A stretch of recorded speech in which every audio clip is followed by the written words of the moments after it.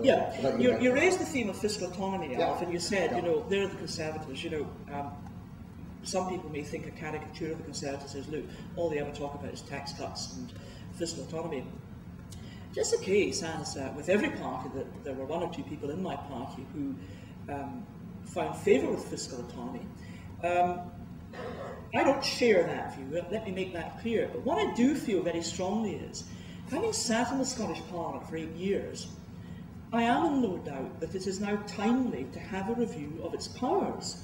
I think there are issues that need tweaking, and I think it would be, frankly, stupid after 8 years not to take advantage of that experience, to look at what's been going on and say, are there some more constructive ways to deal with some of these issues confronting Scotland? What I'm equally clear about is, this is far too important for just one party to embark upon or undertake.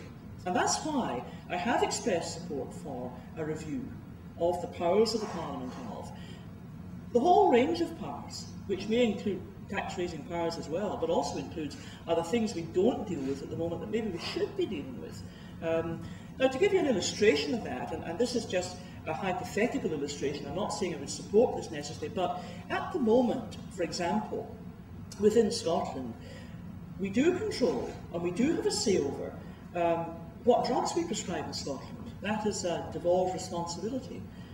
But we don't have a say over what illegal drugs and illegal substances are, how they're defined in Scotland. Now, there's maybe an inconsistency in there. If we're going to deal with the one, surely it would make a bit of sense to maybe deal with the other. So my support for the review is on this basis, that I think we need to bring in not just the political process, and that's all the other parties.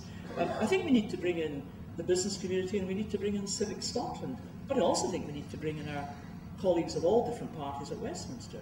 And I think it's timely now to have that review. But what I think is important is that that review doesn't take place in the torrid climate of a Scottish parliamentary election, because I think the issue is far too important for that. So I support that approach, Alf, but personally I'm not persuaded of the case for fiscal autonomy.